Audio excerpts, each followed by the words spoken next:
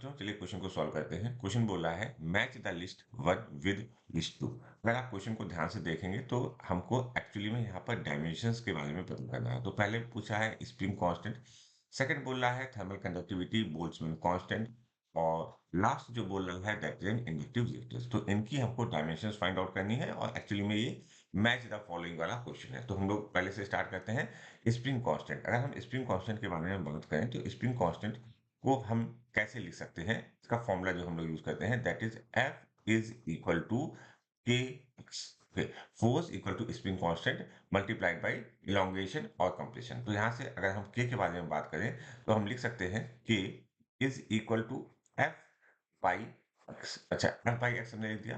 तो यहाँ से हमें के की डायमेंशन अगर हमको निकालनी है तो हम लिखेंगे के की dimension is equal to force की डायमेंशन क्या होती है? Force newton, newton means kilogram metre per second square. तो हम इसको ऐसे लिख सकते हैं M L T to power of -2। इसी तरह से हमारा एक्स जो है वो कंप्रेशन या इलोंगेशन कुछ भी हो सकता है यहाँ पर। तो मैंने इसको ए लिख दिया। ये एल और ये एल कैंसिल हो गया तो हमारे पास जो के की डायमेंशन आ गई spring constant is equal to in bracket M L to the power of 0 T to the power of -2। अगर आप एल की पावर नहीं भी लिखना चाहते हैं तब भी आपका काम चल जाएगा। अच्छा, नेक्स्ट जो बोल रहा है that is in thermal conductivity. तो थर्मल कंडक्टिविटी को थोड़ा सा ध्यान से देखेंगे, बच्चे बहुत कंफ्यूज होते हैं थर्मल कंडक्टिविटी वाले केसेस में। तो हम लिखेंगे एच, ठीक है, H is equal to Q by T. T क्या है यहाँ पर? टाइम है। इज इक्वल टू जो हमारा फॉर्मूला होता है दैट इज के। यहाँ पर के जो है that is in thermal conductivity, that is not a spring constant.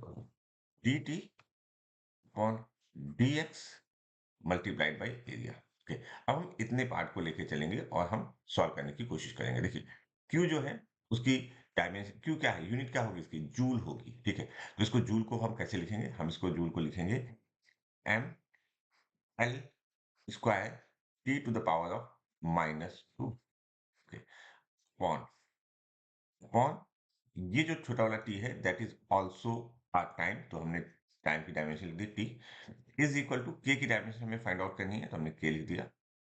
Okay, यहाँ पर टेम्परेचर है और टेम्परेचर अगर आप यहाँ पर देखो टी के टर्म में नहीं, केल्विन के टर्म में दिया हुआ है।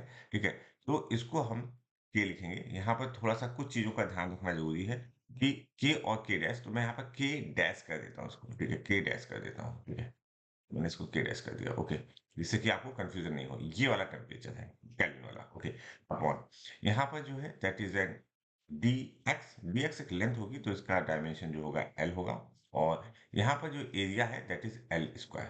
ठीक है, अब जो जो चीजें कैंसिल आउट हो सकती हैं उनको कैंसिल आउट करने की कोशिश करते हैं।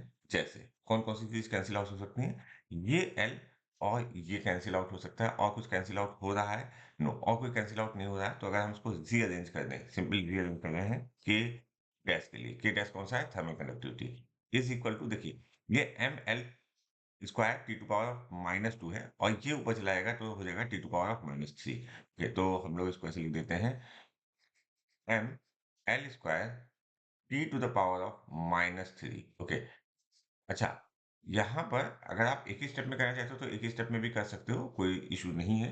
ओके, उसके बाद अगर हम इसको यहाँ पर लाते हैं that value comes to be L and this is actually a kelvin temperature that is equal to, अगर हम फिर से रीअरेंज कर दें दैट इज एम एल। देखो यहाँ पर एक एल है, यहाँ पर एक एल है, तो यहाँ पर एक एल और एक एल कैंसिल हो जाएगा।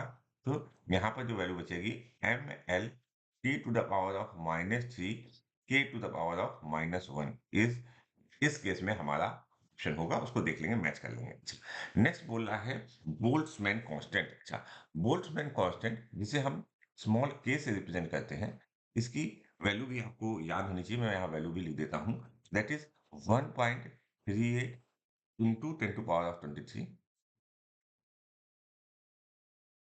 जूल पर केल्विन। अच्छा, हमको किस पे बात करनी है? हमको बात करनी है इस जूल पर केल्विन के लिए। तो अगर हम डायमेंशंस के बारे में बात करें तो के की जो डायमेंशन है small K is equal to joule. Joule again क्या होगा? Joule is a newton into metre. तो हम इसको ऐसे लिख सकते हैं M L square T to the power of -2। अच्छा, यहाँ पर अगेन जूल पर केल्विन है, तो केल्विन को मैंने ऐसे लिखा के। अच्छा, ये स्मॉल के है। दिस इज इक्वल टू, अगर हम देखें तो ये वैल्यू आएगी M L square T to the power of -2 K to the power of -1। ये हमारी क्या आनी चाहिए, डायमेंशन आनी चाहिए in the terms of Boltzmann constant. Okay, clear हो गई बात। चलिए अब हम बात करते हैं डी पार्ट की। तो डी पार्ट कौन सा है देखते हैं। डी पार्ट कह रहा है इंडक्टिव रिएक्टेंस। देखो दो वर्ड्स होते हैं, कैपेसिटिव रिएक्टेंस और इंडक्टिव रिएक्टेंस। यहाँ इंडक्टिव रिएक्टेंस के बारे में बात कर रहा है, X L is equal to omega L. अच्छा देखो ये जो एक्स एल है, इसकी अगर आप यूनिट ध्यान दो तो यूनिट क्या थी, ओम थी। ठीक है, यूनिट इसकी ओम थी, तो इसको हम लोग वी बाई आई भी लिख सकते हैं। क्या लिख सकते हैं, वी अपॉन आई। अच्छा, वी को हम क्या लिख सकते हैं, वोल्ट। ठीक है, volt means this is a W upon I T. V is equal to W by Q पढ़ा होगा, या आपने ऐसे पढ़ा होगा, W is equal to Q delta V. Maybe ये फॉर्मूला आपने पढ़ा हो या किसी और फॉर्म में पढ़ा हो। तो इस तरीके से हम यहाँ पर v की वैल्यू लिख रहे हैं। ओके, तो v की वैल्यू हमने क्या लिखा है, w अपॉन q। और q को हम क्या लिख सकते हैं बेटा, q को हम लिख सकते हैं i इंटू टी। तो मैंने लिखा, ध्यान से देखते जाइएगा, ये थोड़ा सा नया तरीके से मैं लिख रहा हूँ, w upon i t। Okay, और यहाँ पे एक करंट और है, तो मैंने i और लिख दिया। ठीक है, तो देखिए वर्क डन, वर्क डन की यूनिट क्या होती है, जूल होती है। तो मैंने जूल के लिए लिखा again M L square T to the power of -2। Okay, upon, देखिए ये I और I है, तो I और I को यहाँ रिप्रेजेंट कैसे किया गया है, A से रिप्रेजेंट किया गया है, तो उसको A से ही रिप्रेजेंट कर देते हैं। तो इसको हम लिख देंगे A स्क्वायर और टाइम को T लिख दिए। ठीक है, इसको सॉल्व कर देते हैं। इसको अगर सॉल्व करोगे तो देखो क्या होगा, M, ओके, और L square T to the power of -3, T to the power of -3 a to the power of -2।